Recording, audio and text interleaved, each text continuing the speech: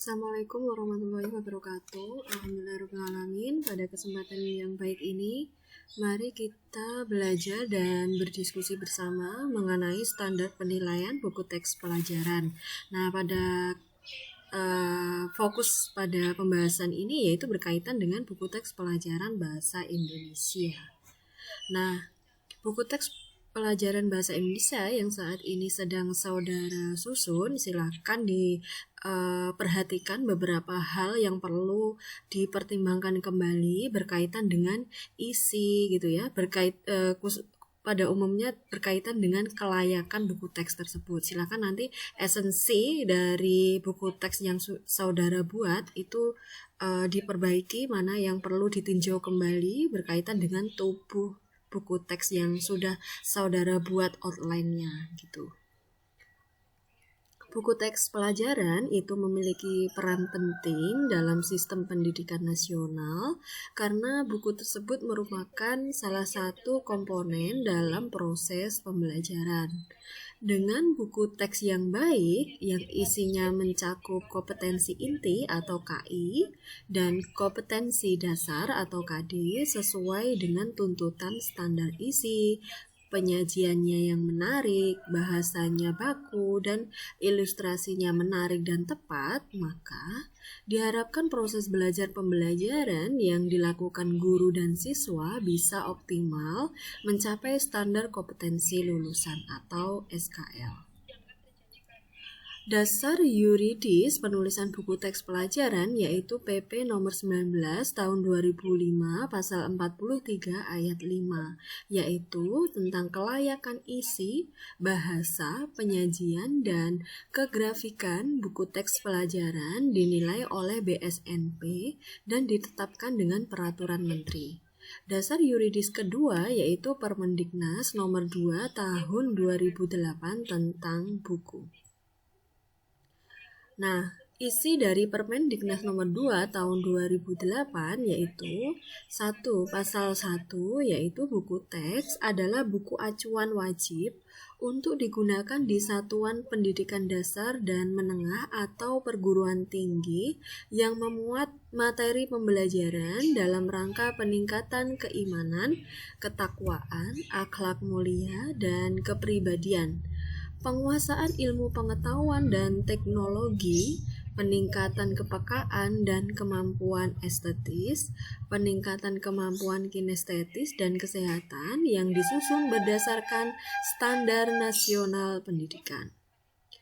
Berikutnya pasal 4 ayat 1, buku teks pada jenjang pendidikan dasar dan menengah dinilai kelayakan pakainya terlebih dahulu oleh Badan Standar Nasional Pendidikan sebelum digunakan oleh pendidik dan atau peserta didik sebagai sumber belajar di satuan pendidikan.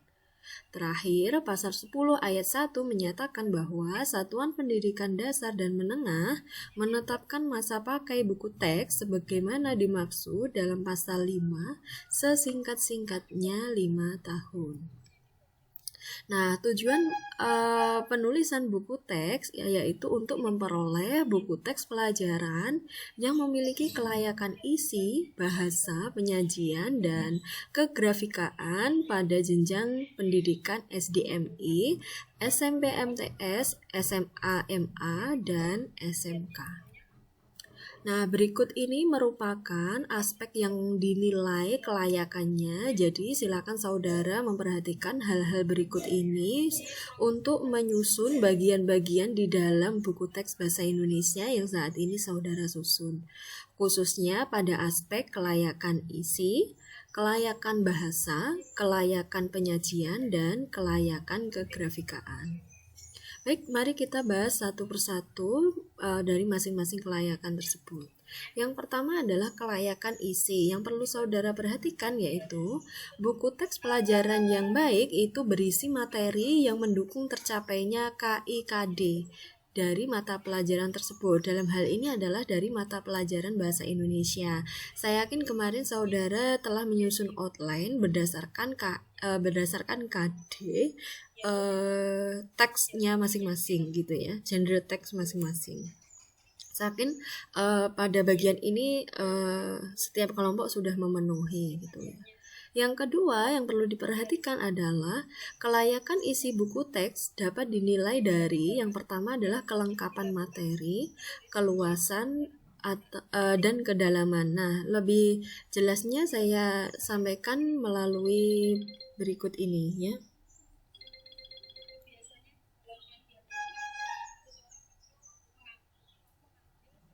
Nah, ini merupakan standar kelayakan isi yang memuat 6 aspek gitu ya. Yang pertama adalah kesesuaian materi dengan KI dan KD gitu. Jadi pada hal ini saudara perlu menyesuaikan materi yang saudara sampaikan dengan KD yang saudara sudah susun di masing-masing bagian tubuh gitu ya. Dari KD tersebut saya arahkan untuk mengidentifikasi IPK, indikator pencapaian kompetensi sebagai satuan kegiatan. Oleh karena itu setiap IPK itu harus ada materi yang sesuai gitu ya. Kedua, materi tersebut juga harus akurat. Akuratnya bagaimana? Keakuratan materi ini didapatkan dari daftar rujukan yang saudara gunakan. Gitu ya. Jadi materi itu tidak hanya diambil dari blog-blog yang tersebar gitu ya, namun saudara sudah memastikan bahwa materi yang saudara dapatkan berkaitan dengan KD atau IPK tersebut itu sudah baik gitu ya, sudah akurat gitu. Ketiga yaitu kemutakhiran materi. Jadi materi yang saudara gunakan itu mutakhir ya, terkini gitu ya. Silakan saudara bisa mengambilnya dari jurnal-jurnal, artikel ilmiah yang tersebar di berbagai jurnal terkait gitu ya. Silakan dicari materi-materi yang memiliki kaitan dengan IPK tersebut. Keempat yaitu mendorong keingintahuan peserta didik. Jadi peserta didik itu kegiatan-kegiatan yang saudara susun di bagian tubuh gitu ya, tubuh buku itu mengandung rasa keingintahuan peserta didik. Jadi kegiatan-kegiatan yang saudara tuliskan di situ harus memuat keingintahuan. Bagaimana caranya agar siswa ini memiliki rasa ingin tahu gitu ya, melalui gambar atau melalui tabel dan lain sebagainya. Silahkan dengan kreativitas masing-masing kelompok gitu ya. Kemudian yang ketiga memuat praktikum dan kewirausahaan. Yang bagian kewirausahaan ini tidak ya. Jadi bagian praktikum ini digantikan dengan tugas atau latihan gitu ya. Setiap IPK itu harus ada kegiatan latihannya atau pengerjaan praktik ya, secara praktik gitu. Dan yang keenam ini pengayaan, ini boleh ada, boleh tidak. Baik, selanjutnya adalah dari aspek bahasa. Bahasa yang digunakan dalam buku teks pelajaran bahasa Indonesia itu harus mengikuti kaidah bahasa Indonesia dan peristilahan yang benar dan jelas. Tentu bahasa yang digunakan ini harus sesuai dengan tingkat perkembangan dan jenjang pendidikan peserta didik gitu ya. Kalau kemarin banyak yang mengambil di kelas SMA gitu ya, SMP dan SMA, berarti saudara sudah harus bisa menyesuaikan bahasa yang digunakan dengan tingkat perkembangannya. Kemudian yang ketiga yaitu komunikatif, artinya memiliki antara guru dan siswa gitu ya, di bahan ajar itu memuat interaksi gitu ya. Jadi ada kegiatan yang komunikatif antara guru dan siswa. Ini memang perlu perlu penekanan yang lebih ya, karena siswa itu akan belajar melalui buku karena tidak akan bertatap langsung dengan seorang guru gitu. Jadi bagaimana kita bisa mengarahkan peserta didik itu agar terjadi pembelajaran yang komunikatif hanya dengan melalui buku gitu. bahasa yang digunakan itu juga harus runtut dan memiliki kesatuan gagasan. Saya rasa aspek-aspek gagasan, kesatuan gagasan dan keruntutan bahasa yang digunakan ini sudah saudara kuasai ya, berkaitan dengan satu alinea dengan satu kalimat utama dan beberapa paragraf penjelas gitu, itu saya rasa sudah bisa disesuaikan sendiri gitu. Nah, kalau dipetakan kembali, bahasa yang digunakan itu harus lugas, kemudian komunikatif, dialogis dan interaktif gitu ya. Jadi ada dialog, ada yang sehingga terjadi kegiatan yang interaktif gitu ya. Sesuai dengan perkembangan peserta didik dan sesuai dengan kaidah bahasa Indonesia, dan penggunaan istilah, simbol atau ikon tertentu itu dibolehkan. Baik, selanjutnya dari aspek penyajian ya. Kelayakan penyajian itu meliputi organisasi penyajian umum. Jadi kita kalau melihatnya bisa di outline atau daftar isi itu memuat penyajian umum. Isinya buku ini memuat apa saja gitu ya. Atau juga dengan organisasi penyajian per bab.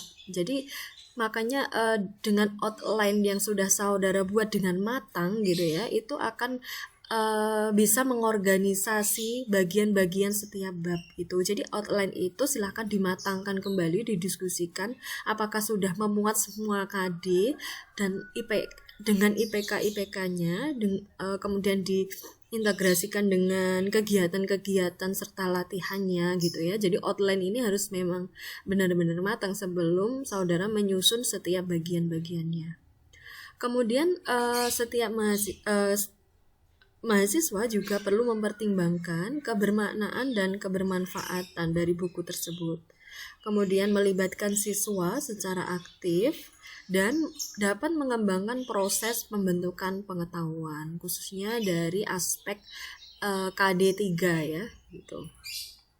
Selain itu, adanya variasi dalam cara penyampaian informasi. Jadi misal, saudara tidak melulu nanti di bagian tubuh buku itu tidak hanya menyampaikan uraian materi secara terurai atau paragraf gitu, tidak, tapi saudara bisa menyampaikannya melalui gambar, melalui tampilan bagan gitu ya, atau infografis dan lain sebagainya. Jadi agar terjadi variasi atau diselingi dengan game yang bisa menjalin komunikasi gitu ya, dengan permainan tertentu gitu ya, yang bisa diakses melalui buku tersebut gitu.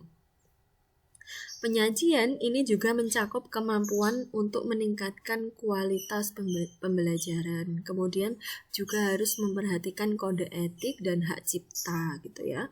Saudara juga perlu memperhatikan hak cipta karena setiap teks kan, karena pada bagian ini saudara tidak menyusun sendiri ya teks yang akan dianalisis oleh siswa, namun jika mengambil dari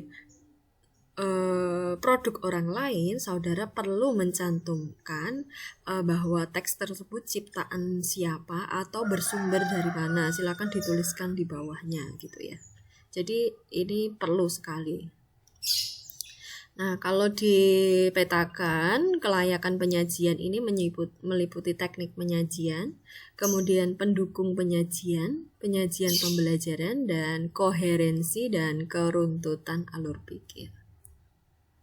Baik, terima kasih. Cukup sekian yang dapat saya sampaikan. Semoga ini bisa menjadi bahan pertimbangan kembali, meninjau kembali buku teks bahasa Indonesia yang saat ini sedang saudara susun. Baik, terima kasih. Jika ingin berkonsultasi, silahkan dituliskan di kolom komentar atau langsung menghubungi WA saya.